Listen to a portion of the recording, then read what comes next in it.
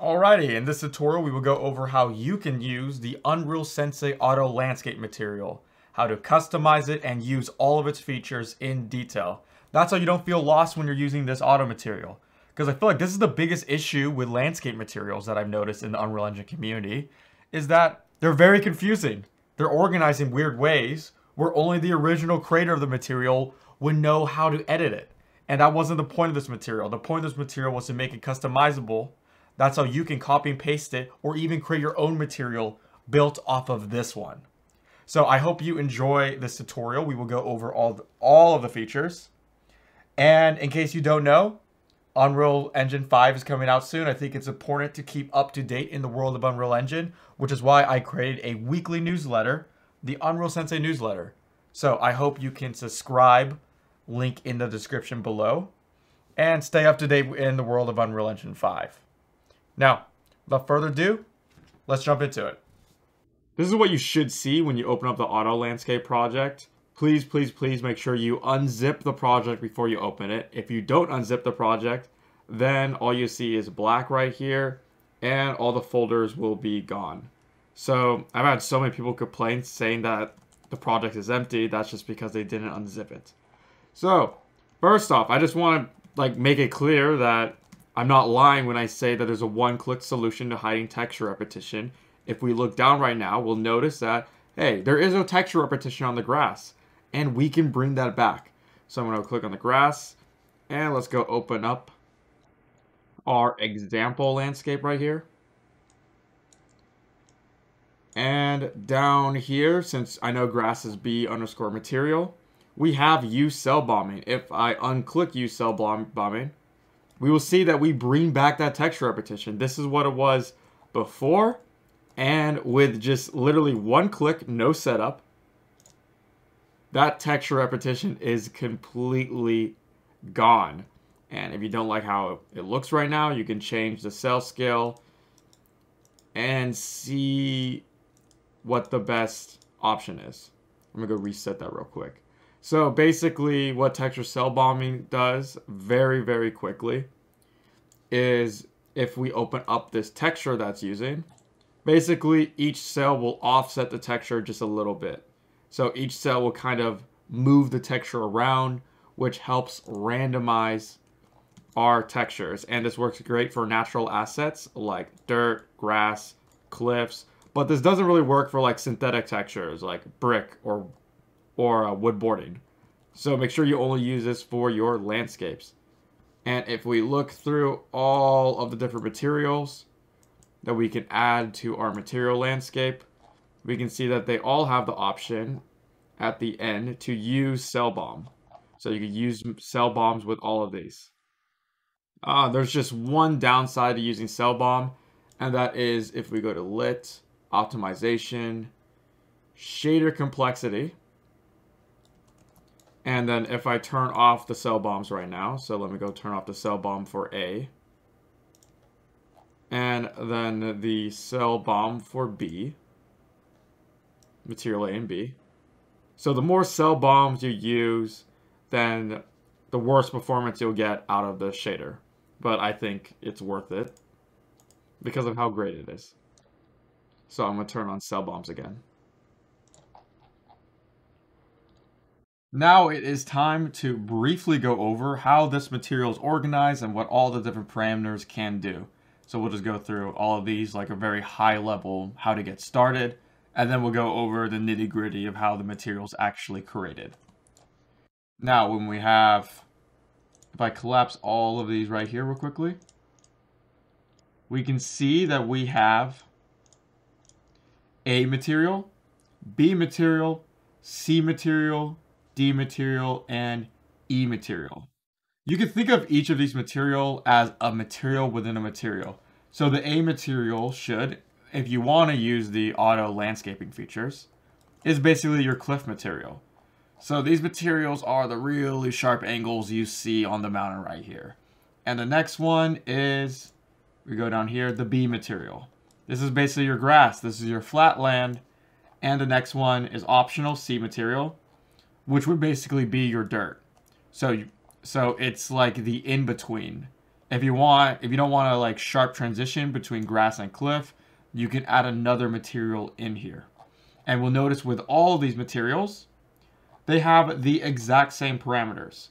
So for material A, it has color tint A, color multiplier A, and if we go down to B, it also has tint and multiplier. So we have the same parameters for each one. That's how you don't, so it might look more complicated than it actually is. Now we're going to go down all the different parameters. So of course, you need to specify your color. You have color A, normal, and roughness. This works great, and it's specifically made for your Megascans. So you can just drop it in there. Also, if you really want to use it, you can click on Use Mask here. Click right here. And let's say if you have a mask material, which is basically red is metallic, green is roughness, and B is ambient occlusion, then you can add it in right here. But for all of these, and Quixel doesn't organize it this way, I just have these turned off for now. But there is an option if you do use masks like that. And below that we have our color tint. Very self-explanatory. We can tint and add just some slight variation. So if you don't like the way... So if you thought beforehand that the cliff was too orangey, now it's a lot more grayer, now it's a lot more rocky. So it's just some way to like quickly make some edits without having to make the edits in Photoshop or Substance. Below that we have color multiplier. This will basically bring it, you can increase the brightness or decrease the brightness. You decide, that's all it does. Roughness multiplier, which will basically increase the roughness or decrease the roughness. I tend to keep everything pretty rough for my landscapes. Below that is normal intensity. It does what you think. It increases the normal. Let's go 2. Very sharp. 0. No normal. I have it at 0.5 right now. Below that is tiling far and tiling near. So basically, actually, let's go demonstrate this with the grass. We can see that the grass texture right here is, you know, it's pretty big, but then when it go down, it transitions. Right here's the transition. So the grass texture gets even smaller for gameplay. So that's how in the far distance you have larger textures for more detail. But when you get up close, it transitions back and the texture grows smaller. So that's what tiling far and tiling near does. This is also an option. If we go down here to distance fade, we can uncheck this. And now we no longer have any transition. It's just always the near one. And we lose the tiling far parameter that was right here. So I'm going to go bring back distance fade. And of course, we can change this. So let's go change the tiling far. We can make this 0.001. We can make this larger, or we can make this smaller, like 0.2. I'm just going to keep it at 0.025 for now. And below that, we have specular from color. So if we zoom right here, and I made an entire video explaining why we use specular for landscapes. If you want to check it out, I believe it's in the top right corner right here. So feel free to look at it if you want a more in-depth explanation. But basically, if we uncheck specular from color, this looks gross. This looks fake. It looks like plastic. And when we add in specular artificially, that gets rid of that plasticky look. And then we have a multiplier right here to also fine-tune the amount of specular we want. And I tend to keep it at something low, like something below 0.5. Often has some really great effect. Or you could just do 0. And have no specular, but I just like to keep it just a little bit of specular. And what specular from color is doing is that it's just grabbing the red channel from color to just add a little bit of specular variation while we bring that down to near 0.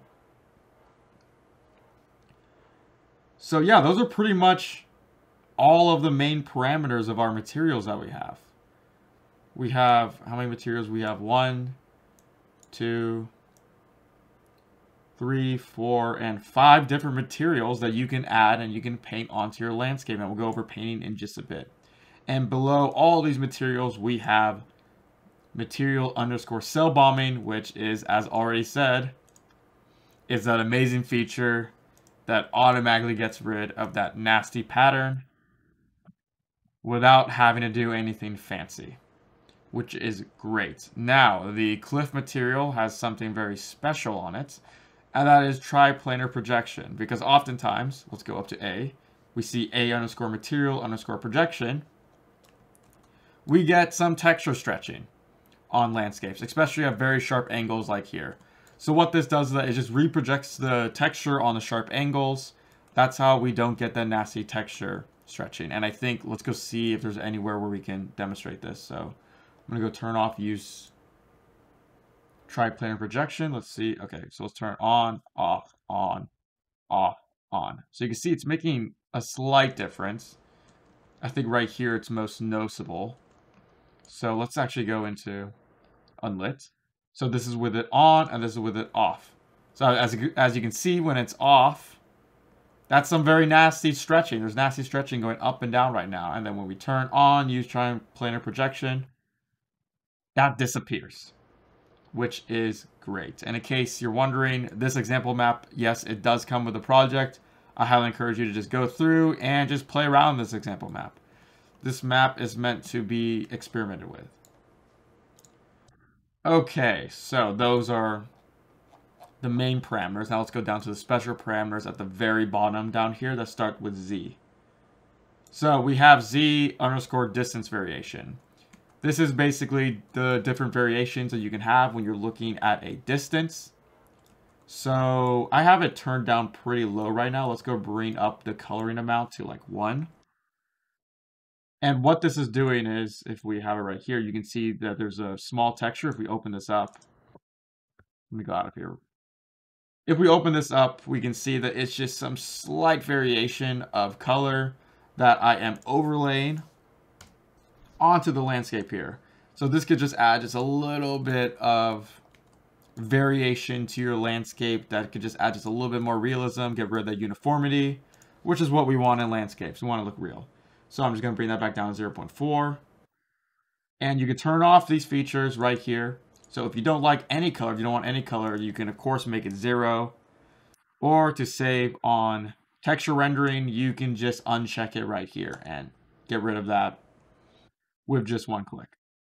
Right below that, we have the texture tiling, basically just the tiling of your color variation. And below that, we have the distance normal variation. So let me go bring this up to 1. Actually, let me bring it up to 10. That's so you can see it. Yeah. Okay. So basically, this just adds a slight overlay of different bumps to your landscape. And of course, when you get close to these bumps go away. So this is just some slight variation also in the distance. Again, these are all very slight modifications that you can add. Let's bring that back to 0.5. And then we have end distance variation fade, start distance variation fade. These are the same as up here. We have end distance variation fade, start distance variation fade. Basically, this is in centimeters, how far the transition you want it to be. So let's say, let me demonstrate this with the grass. So right now we have our start distance at 1200 centimeters, and then we have it at 8,000 centimeters. So when we scroll up to like right here, let's say we want this transition from the far texture to the near texture. All we have to do is just bring this down. So we can bring this to something ridiculous like 500. And then if we want the fall off to be really sharp, we can make this 600. Okay, so now this is very noticeable, the difference. So that's just a good way to be able to like hone in and make sure you have the settings you want for those transitions. I'm gonna go back right now because it's kind of ridiculous. I'm gonna go back down here. Same thing applies here. Basically, when do you want your distance variation to kick in? When you want the normal map to kick in or the texture overlay to kick in. Below that, we have foliage. I'll go to foliage a bit, but these are basically switches. So let's say if you added foliage and you have grass, but you're like, hey, I don't want this grass anymore. You can just flip a switch, material B foliage, and it will get rid of it. And right below that, we have macro variation. I remember watching this in an Unreal stream. And next thing you know, every landscape material has macro variation, but that's for a good reason. It basically just overlays some small darkening over your entire landscape. So some really small darkening, but it can make a huge effect. I don't really know if you will see a difference right now. Actually, let me go into unlit and let's go uncheck it real quick. Let's see if we actually see a difference. Okay, so this is without macro variation and this is with macro variation. So probably with the YouTube compression, you barely see it. All you need to know is that it's just adding in a little bit of random black spots everywhere. And below that, we have the normal map blend. So let's go back to lit. And with the normal blending right here, we can choose whether or not we want to use the auto material function.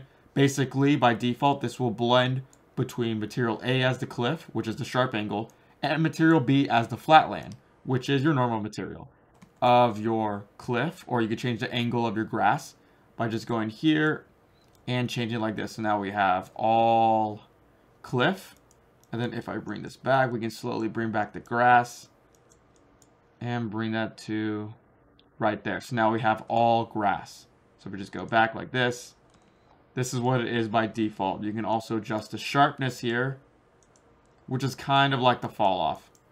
So if you want just like a really weird sharp fall off, you can also adjust it here like that. And we have the option for extra material blend. If we turn this on like this,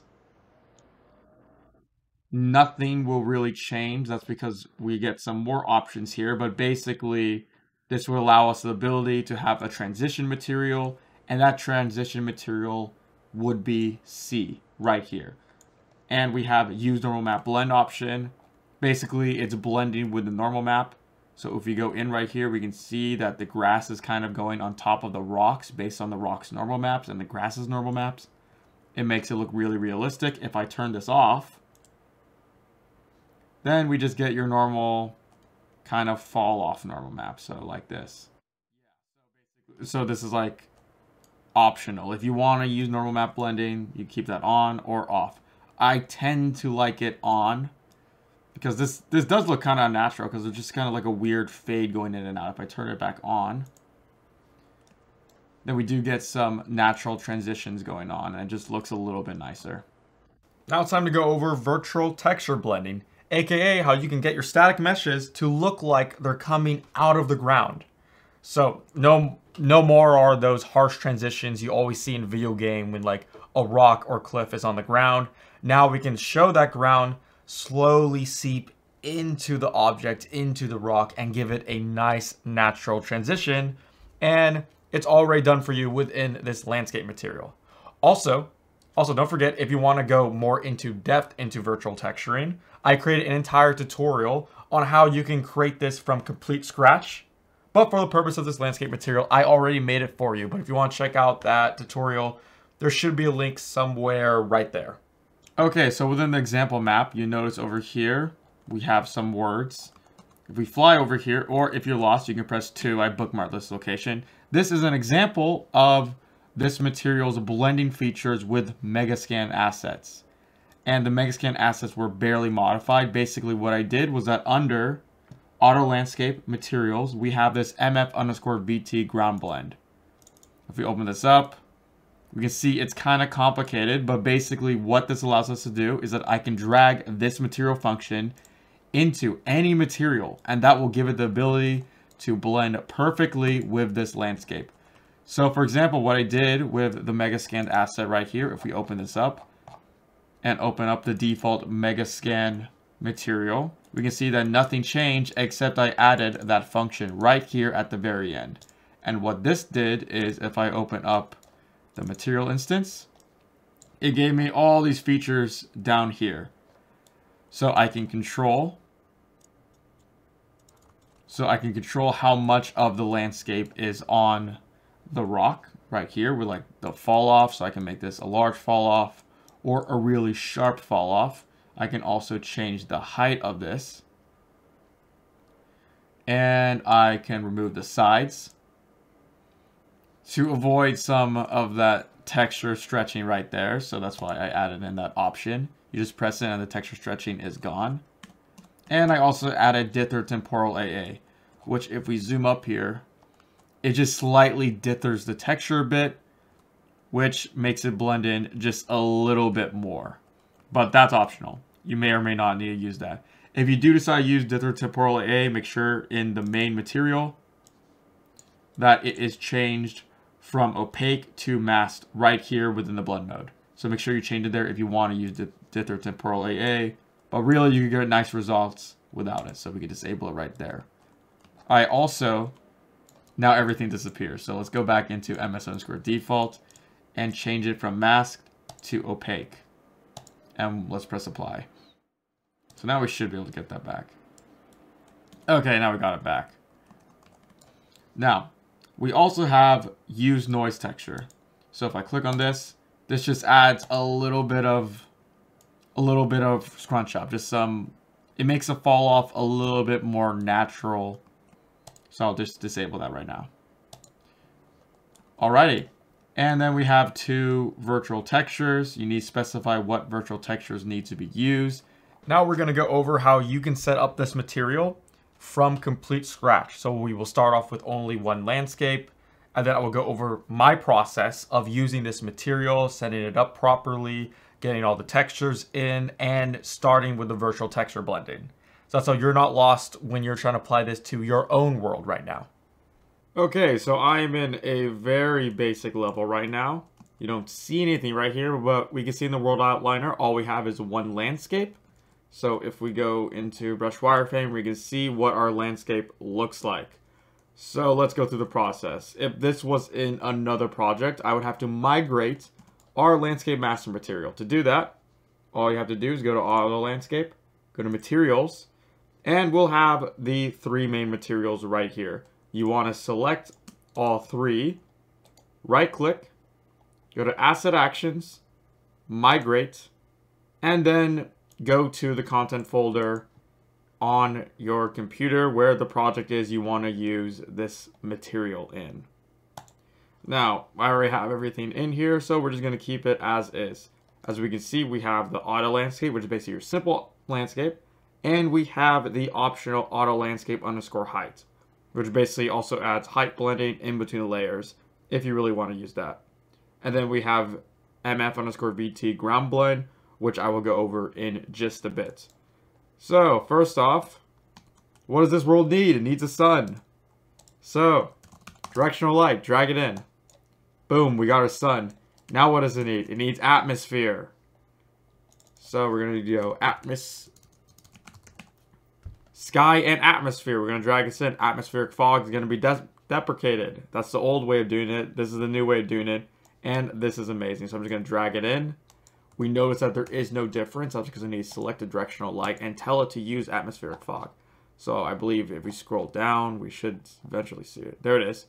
And we want to make sure, with the sun selected in the details panel, atmosphere sunlight turned on. Boom. We get some nice sunlight. Now, something I don't like is the darkness we have surrounding everything. This darkness is kind of scary. So we can hide that darkness with an exponential height fog. So we're going to drag that in like that. Now there's too much fog. It looks like it's in a sea of fog. Maybe you like that, but I'm going to go to details. And one thing I'm going to do is that I'm going to take fog in scattering color, bring it down to black. And then take directional in scattering, bring that also down to black. And then I'm going to click on volumetric fog. And now I'm going to slowly bring this down like this. So basically now this fog will be dependent on the sun and the atmosphere. And not just giving out emission just because it can. So if I hold down Control and L, I can rotate the sun around. And if I bring the sun down, we can see that the fog also disappears with the sun. And the reason why we made this black is because if I make this white, I think the sun's not going to disappear with it. Yeah, the sun doesn't disappear with it. So by making this black, it does.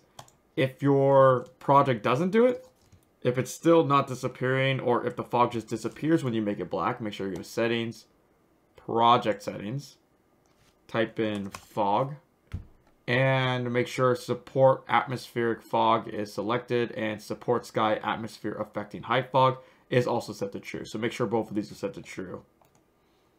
And then you should be able to use your fog correctly with the sky. Next up, shadows.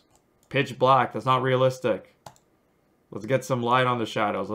Let's use skylights. Bring that in like that. Alrighty, everything's looking great. We're pretty much done with the lighting now. Unreal Engine's lighting is pretty easy. It's amazing. Holding Control L, we can adjust the look of things like that instantly, really fast. It's super cool. Okay, let's now add our auto landscape. So of course you wouldn't just add this landscape as is. We would create a landscape material instance. So I'm gonna right click, create material instance, and we're gonna call this demo. Very, very simple. And right here, I'm gonna go drag demo onto our landscape material like that. And now we have pitch black, and this is the point where people would email me saying that their landscape is pitch black right now. Well, that's because you need to assign landscape layers. Unreal doesn't know what material you want on this right now. And if we go to modes, landscape, go into paint, we have all these different landscape materials that we need to create and we need to assign to it. But all these landscape materials are empty right now. So let's open up this material instance we just made, and we can see that these are all just using Unreal's default textures. Nothing too special. So what we can use is browse. Let me go open up Bridge.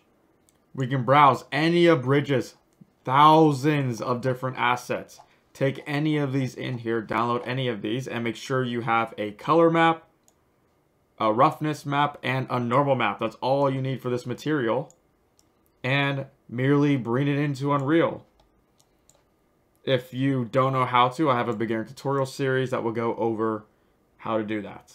And once you have those textures into your Unreal, go to Megascans, Surfaces, and we can select our textures. So for a material, let's make this Mossy Creek Stones, which will basically be our cliff. Drag albedo like that, normal like that, roughness into roughness like that. Let's go out, let's make this forest ground. So let's drag forest ground into color like this, normal like that, and roughness like that. So now that we have those abilities in, we can see that they already updated right here. If we want the auto blend to kick in right now, all you have to do is you need to create, and get rid of this blackness, is create a landscape layer. So to do that, you want to select what layer you want. Hit the little plus icon and go weight blended layer normal. Select that. Just go, okay, you want to save this layer somewhere. And now, boom. There we go. It is working perfectly fine. It already looks okay. I mean, it looks okay right now. I'm going to go clamp my exposure real quickly. Let's make this 0, -1. Okay, I'm going to clamp it at -1. And I'm going to bring up the sun a bit, just aligning everything. Okay, so now that we have our landscape auto material all right there, let's go edit our materials just a bit. So if we come up here, I already noticed that, yeah, everything's off right now. The tiling's off, and there's way too much distance variation. And we haven't even turned off the specular. So this is the point of the tutorial where we're just going to be editing all the different parameters I have exposed for everyone to use. Now, I already noticed that there's some, if I go like this, there's some weird color variation going on. There's way too much color variation. So I'm going to go tone that down all the way down here with the distance. Let's make this 0.5. And the normal strength is probably a little bit too intense. So I'll make this like 0.25. Okay, that's better. Now I need to scroll up here. Make the grass texture a lot larger, because this grass texture is way too small. So from a distance, it just looks like it's one color. So under B underscore material, let's go tiling near B. Let's make this 0.25, 0.01, 0.025. Okay, that's better. We notice that the texturing looks terrible because it's repeating right now. So one click to solution, use cell bomb. Should get rid of the repetition. It's way too rough, and the specular is off right now. Especially if we... I'm going to go turn down this exponential height fog real quickly, because this is way too large. Okay, there we go. Oh yeah, by the way, if you do not know, exponential height fogs are kind of location dependent. You can bring it up like this to bring up your fog, or bring it down. So that's a fun fact. So if we go down all the way here, yucky, gross. First off, let's go increase the roughness, and I'm going to make it 4. In case you don't know, I'm kind of remaking the example material, the example mountain material that I already did. That's how everyone knows my thought process when I'm using this material.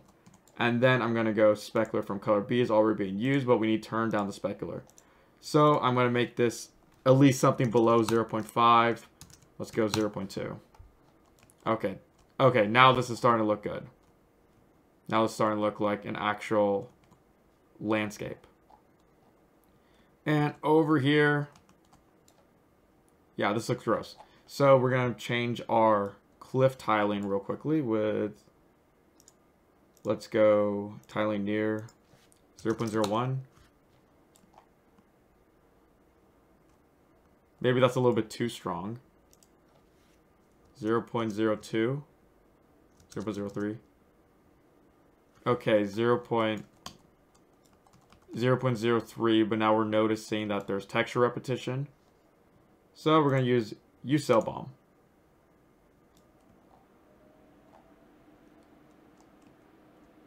Okay, now that texture repetition is gone. And we notice that there's there's a texture stretching here. So then we're going to use triplanar projection. That should just eliminate it. Okay, now the triplanar projection, the scaling of the triplanar projection is off right now. So we're going to change the scaling right here under triplanar projection. I think it's triplanar near size, and let's make this 0.1. Okay, now that looks a lot better. Let's go 0.08. 0.2. 0.075. If you want to know the secret to what I'm choosing with all these, you just play, again, these are sliders. You can play around with them when you find something you like. There is no magic number. At least not for these. There's kind of magic numbers with lighting, but that's because lights are supposed to be physically accurate. Okay. Normal intensity, way too high. Brings down from 1 to 0.5. And then color multiplier. I'm going to bring that from 1 to 0.5 to make it darker. And now we notice the same issue with before. That is definitely specular and roughness issue. So roughness multiplier. I keep on saying multiplier. We're going to bring that to 2. So that's already looking better. Spec from color. I'm going to bring that down to 0.5. Okay. Okay, everything's looking good. Everything's looking good right now. It's not too bad. If I zoom in on this, we see we have just some weird gradients going on. Let's use our normal map blending. We scroll all the way down here. And we have the use normal map blend. So I'm going to select that. Select true. And boom. Now we get some nice transitioning going. And there's way too much cliff. I feel like there should be more grass than cliff. So I am going to go use extra material blend. Actually, no. Not using that. I don't want transition material. I'm going to be using bias. And with bias, I'm going to bring this up like this.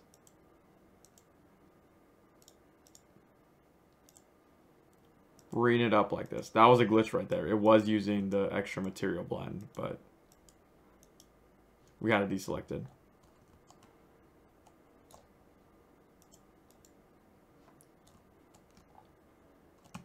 Okay, that looks pretty good.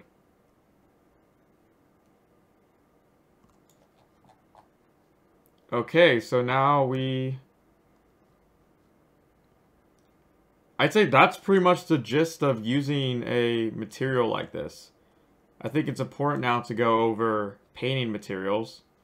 So what I will do is let's go add a new material. Let's add it to C right here. So let's go back into our surfaces, snow. Let's make sure all these are checked. Bring in snow, bring in normal, and bring in roughness. Now we have our snow material in there all nested. Let us go to modes, landscape, paint. Now let's start adding layers. In case you don't know, if you don't like the auto layer or the auto material, you can override these. So let's create these 3 layers. So this is cliff, grass, and snow. Let's click on the plus icon, weight blend in layer normal, okay, plus, okay, and plus, okay. And we can see that it's making those layers in here. Let me go save everything. That's how if Unreal crashes, we don't lose our progress. And now if I click on the grass, and let's say, yeah, I don't want a cliff right here for some reason, maybe gameplay reasons, maybe it just doesn't look nice. We can just paint that away like that. And we can bring up the strength to 1. That's how it's completely erasing all of that. Or let's say we want pure cliff right here. We don't want any transition. We don't want any funky business. We can click on cliff and we can paint right here. Just make that complete cliff. Or we can click on snow and let's say at the very top here, it's really cold. It's snowy here. I could just start painting in different landscape layers. And okay, that snow is way too. Tiling needs to be fixed right there. Okay, that's better. So I can just start painting in layers. And we still have material D and E. So let's say material D could be mud, or material E can be like a dirt path. So this is very customizable. You can choose what you want, and you could just come in here, and you can just start painting and whatnot. So that's the joys of Unreal Engine landscaping. Something that's really cool, and something most people don't know, is if we can completely delete this. So let's say, instead of going over everything, like for some reason I want this entire place to be snow, instead of having to go back and forth like that, I believe I could just right click on Material C and click on Fill Layer. Okay, there we go. And now the entire world, the entire landscape has been filled with that specific layer. Or I can remove that by right clicking and go Clear Layer. And I'm gonna go right click up here. Or if I just want grass instead of my auto material, I can right click and click on Fill Layer. Like that. And now I can go and select this material right here, and I can manually paint in some of the auto material like this to really have control over your material. So yeah, I mean, that's the joy of this material, is that you're not just limited to whatever the material gives you. It's very easily customizable. The entire point of this is full control, which is also why I made it where it's a balance, right? I could have a billion different parameters and make this the ultimate landscape material, but then no one would know how to edit it. No one would know how to add their own layers.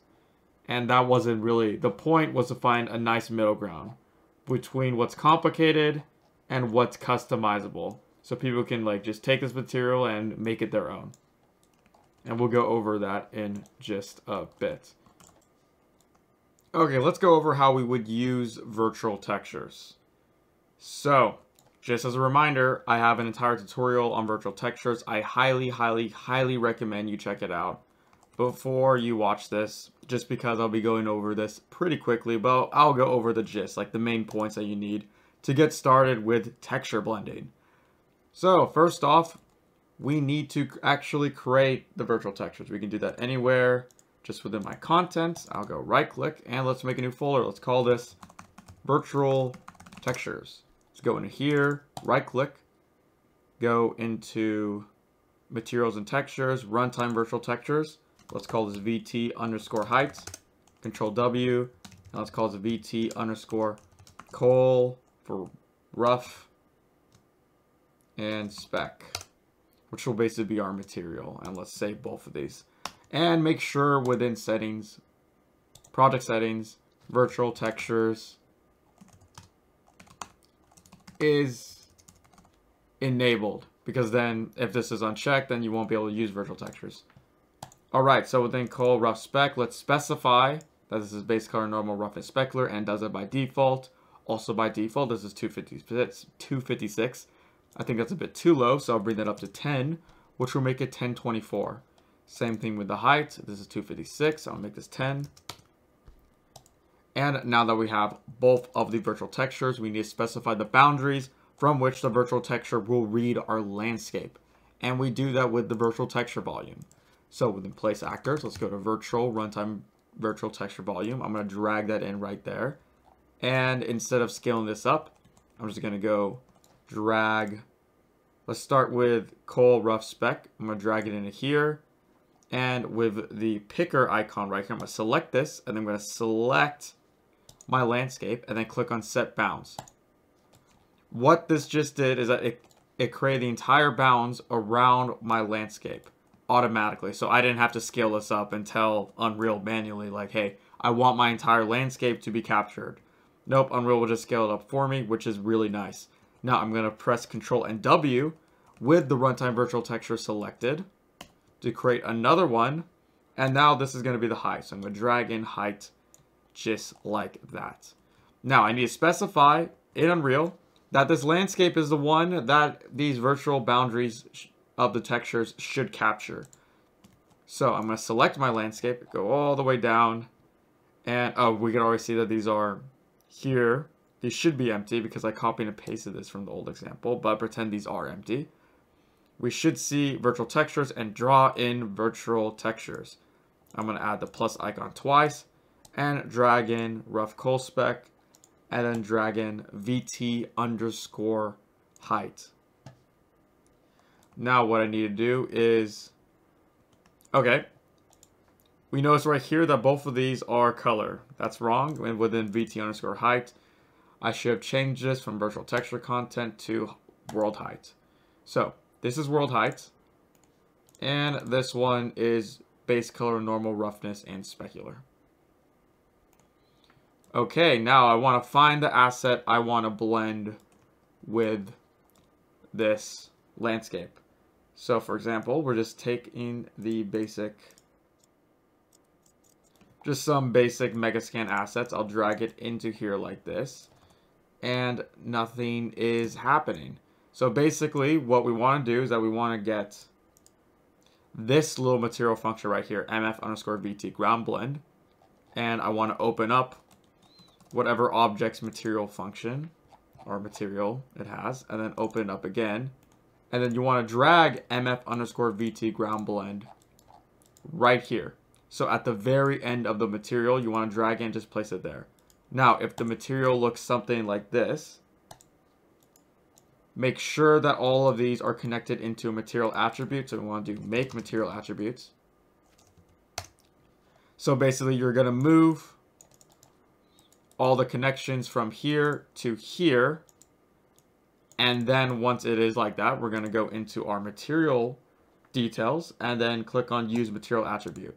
And then from here, you would drag onto mf underscore vt ground blend, and then you would drag this into material attributes like that.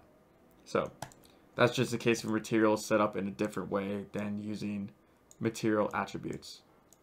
Then we're going to press apply, and this will give us new options within our material instance. Specifically, right here under global texture parameters, we need to drag in the virtual textures of our landscape. So I'm going to press on this little icon right here to jump to wherever those textures are located in my content browser, drag this in a color like that, and drag this into height like that. And now we have, which we should have. Okay, now we do. Okay. It was just too small to notice. Alright, so now we have virtual texture blending that we can increase the fall off. And let's try to get something that looks nice. So that's how you go through and set up the texture blend settings. Now we're going to go over how you can use the procedural foliage tools built into this landscape. So that's how we can start getting some static meshes on our landscape like grass and rocks. Okay, within Auto Landscapes, under Materials, we'll have a folder called Landscape Grass. If we go into this, we see we have a bunch of landscape grass types. So, if you never used this before, all you need to do is, let's say you want a specific object. Maybe you want grass on, like a grass static mesh on the actual grass material right here. Or let's say you want rocks on the cliffs. Basically what you would do is you would go to that material's respective grass layer. So if it's rocks, it would be A. Or if it's grass, it would be B for our setup right now. So let's go into B. And with B open, you would add a new element right here with adds elements. So now we need to choose a static mesh that will basically function as grass that will be spread all around the green. So I can click here and you can pretty much choose anything. I'll just use cones for now as an example. And we can see when we go out, we have cones everywhere. So this is a great way to just procedurally go through, and instead of painting foliage, you let the landscape itself handle the foliage. Now this looks kind of wild. It also comes with a bunch of different options we can play with. So for example, you could do the density. Right now it's 400. We can change this to 100. So now there's not as many cones being spawned or as many meshes, or we can make this like 1000. So this is all cones. And we can also change bring this to 500. We can also change the size right here, so we can have a minimum size. So let's say the minimum size is 1, but the maximum size can be 5. So now we have varying cones from length of 5 all the way down to length of 1, which this looks pretty cool right now. So it looks like the scale of like a Pokemon or something. All right, and then we have end distance and cold distance. We have the start distance and we have the end distance. Let's say you don't want cones to be too far off in the horizon, just for performance reasons. You can play with here, so we can make the end distance like 100. And now only cones within a 1 meter radius will be spawning around you. But let's bring that back to, what is it, 10,000? Like that. And then we have down here random rotation. So that just adds some slight variation. And then we have align to surfaces. Basically, if we go right here, we can see that the cones are aligned to the surface angle. So because this is at an angle, these cones are facing out that way. If we go and disable this, the cones will be facing straight upwards like that. So let's go align to surface again. Okay, right here I have a little example of basically the power that this foliage tool has. All of the grass you see right here has been procedurally placed. AKA I did not use the foliage tool. Our auto landscape material is handling everything.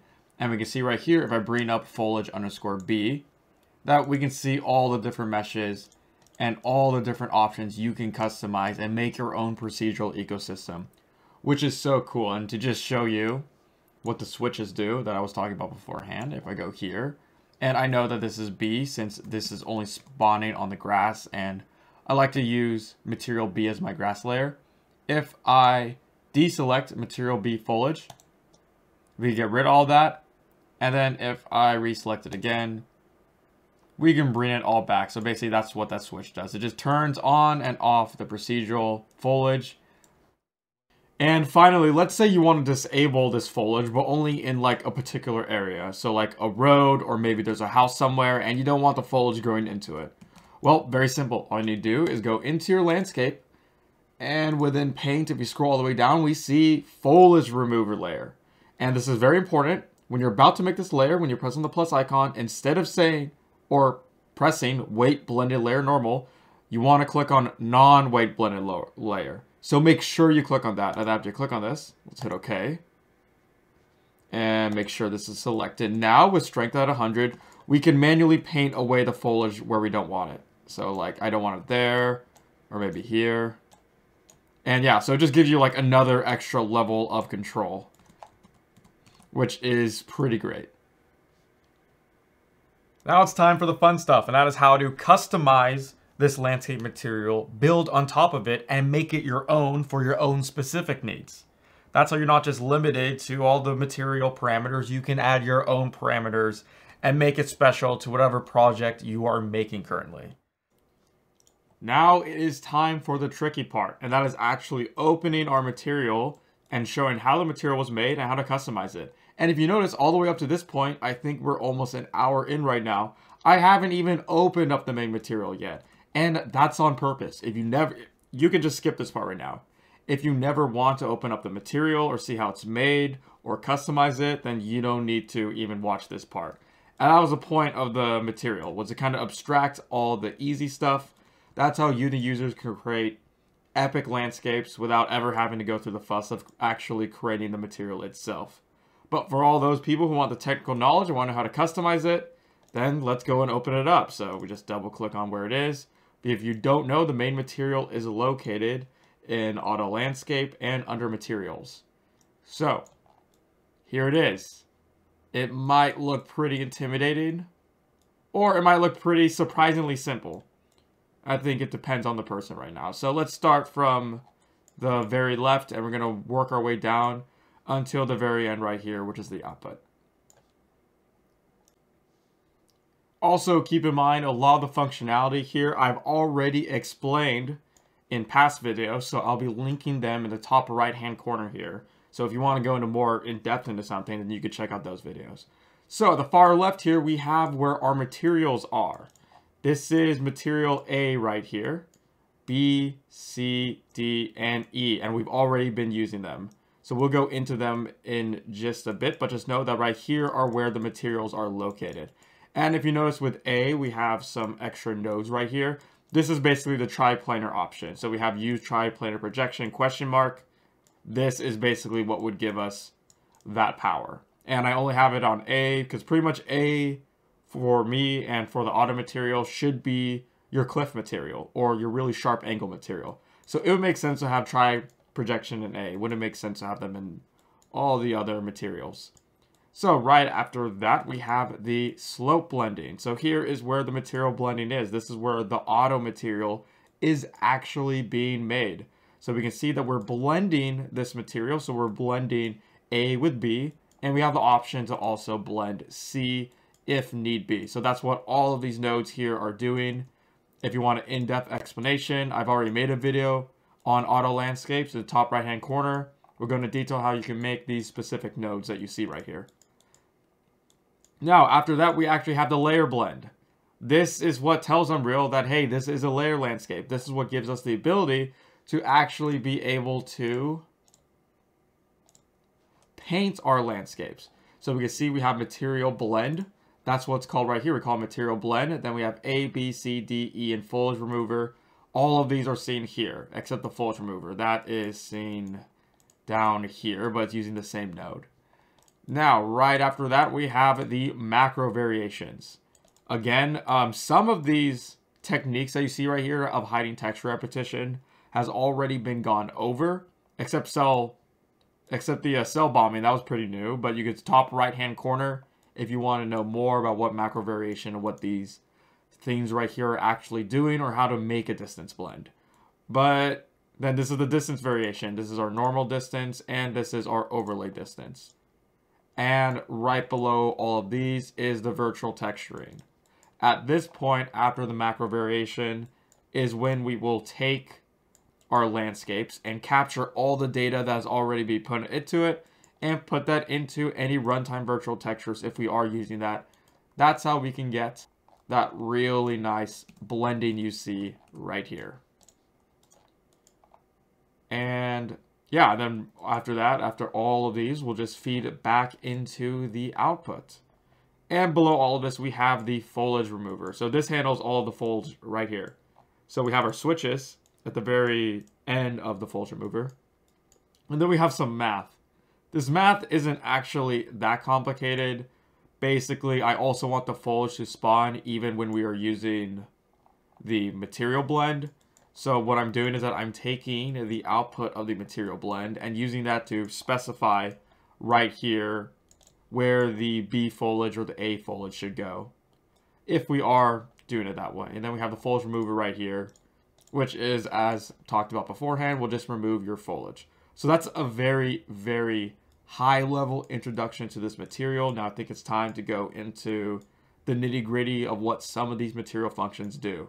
So we see that we have MF underscore A, B, C, D, and E. Now all of these, so all 5 of these, there is no difference between these except if we go into MF underscore A, we can see that all these parameters have an A at the end of it.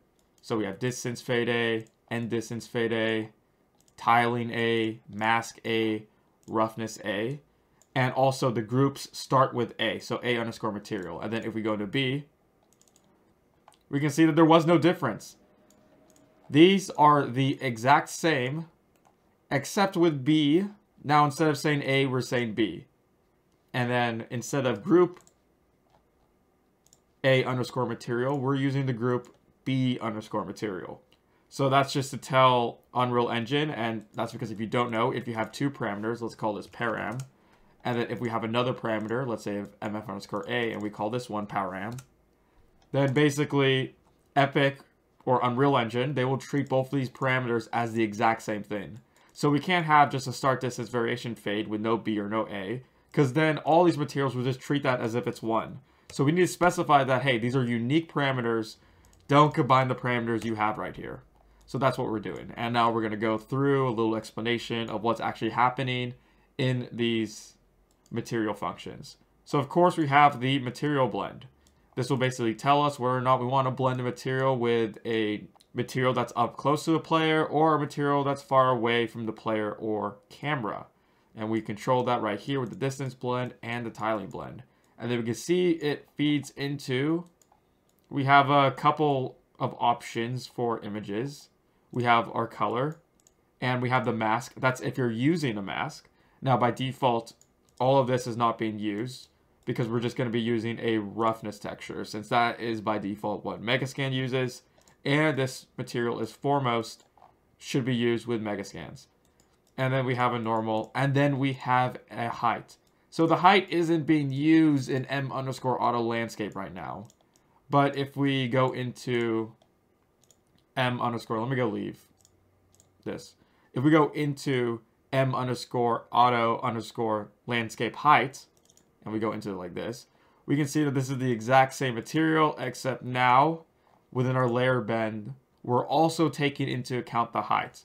So that could just have a little bit better fall off between them. So like if we have a height map for dirt or grass, then the grass will be growing into like the dirt crevices first, and then eventually engulf the entire dirt. So you can just add just a little bit more realism.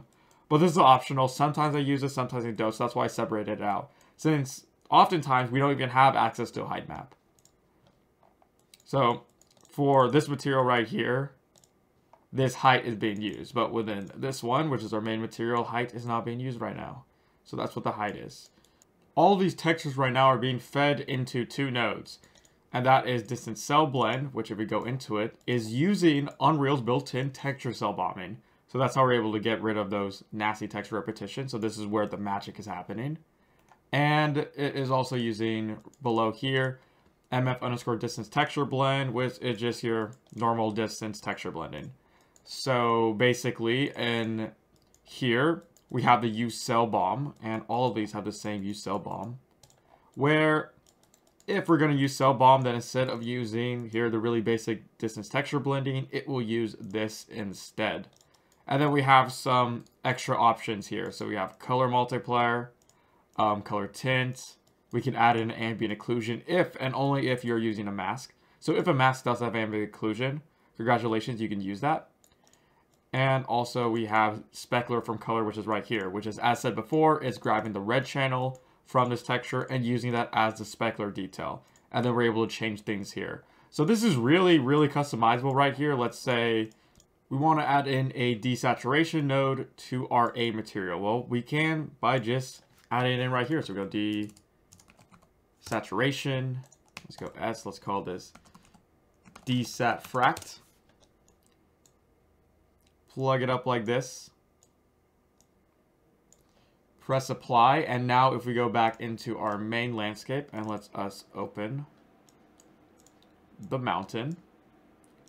Drag this down. Actually, make sure when you add this in, let's add this specifically to group A underscore material. Let's go call this desatfract. That's how, if we add this into any other materials, they won't be conflicting. And we know for sure that this will be affecting the A material. We can see now that we have desatfract already available within A underscore material. And we can desaturate it like that. Or we can bring back the saturation. We can oversaturate and make it look absolutely crazy. And if you're wondering why this isn't being desaturated, it's because this is using the triplanar material right now. So yeah, I mean, that's how easily customizable this material is. So just within, what, like a couple of nodes, a couple of clicks, we're able to quickly customize it. And all of these are still exposed right now. I'm not really hiding anything into too many material functions, and that was on purpose. That's how you know exactly where to go if you need to edit something.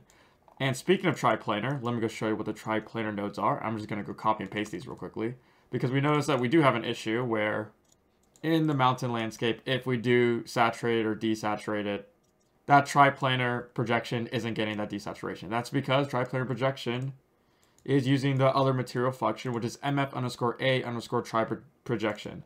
So this is the exact same thing as mf underscore a. It mirrors it, except for using cell bombing or distance blending. We're using triplanar projection right here. And I'm going to give a shout out to this channel right here. Rodrigo, I'm not going to try to pronounce that, I'm sorry, but his tutorial is pretty great. And I cannot explain triplanar projections as good as he does. So this is an hour-long video. If you really want to know the nitty-gritty of what this material function is doing, I highly suggest you watch his video. But because we know that this is basically a complete duplicate of mf underscore a, all I need to do is copy these two, bring it into here like this, hook it up in the exact same way, press apply. And now that triplanar projection should be getting that saturation, so we shouldn't be seeing that error. Okay, and we do. Okay, so it is getting it. So now we can just bring it back like that. Probably the most common question I get is how you can add your own new material, your own paintable new material, to the auto landscape material. And that is really, really simple. We just go up to layer blend. We just want to click on it. All you got to do is press on the plus button. Let's go expose this. And now we have a new layer. So let's call this my new material. And now we have a new material that's accepting any material attributes. So you can literally just copy and paste in any material. Make sure it's a material attribute. So everything's feeding into a make material attributes node. And then you can just plug it up like this. And to prove that, this is a very simple material. Let's just add in a color. Let's make this orangey. Actually, that's kind of tannish. There you go. Bright orange yellow. Put up the base color, press compile. And now all we have is a make material attribute, one color node being fed into a new layer we just created within this node right here. So its node's kind of in the middle of the graph. And press apply.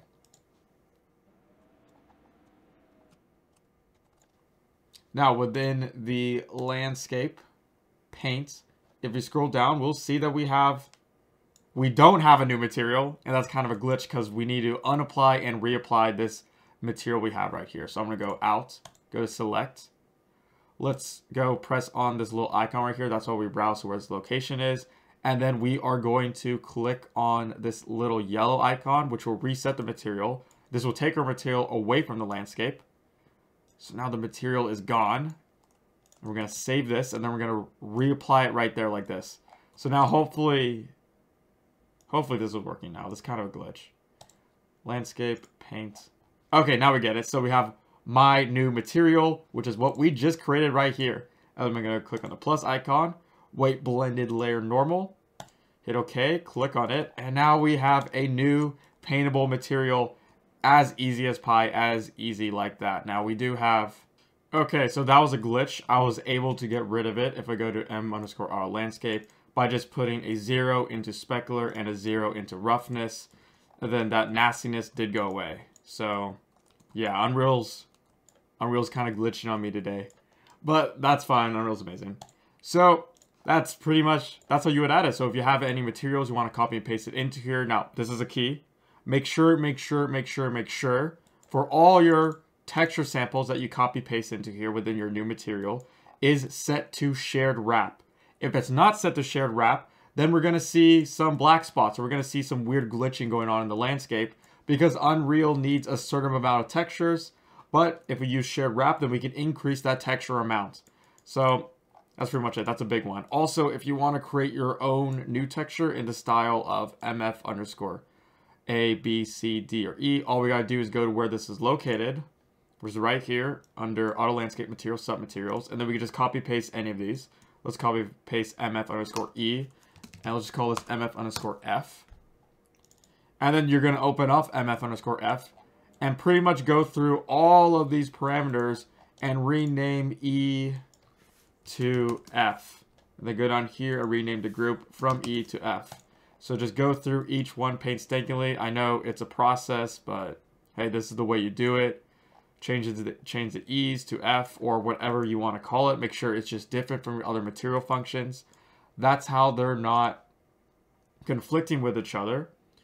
And then you can just drag this back into M_auto landscape once you're finished. Let's create a new one. And let's call this MF_F.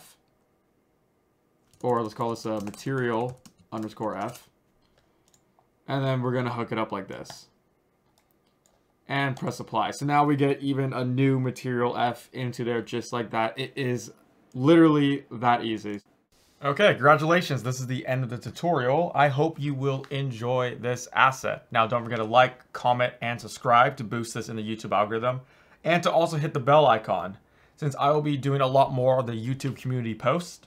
And I'll be interacting with the community a lot more within those community posts. So if you have any questions, go on them. And I might be streaming soon. So maybe do some Q&As or some live tutorials if there is enough of a demand.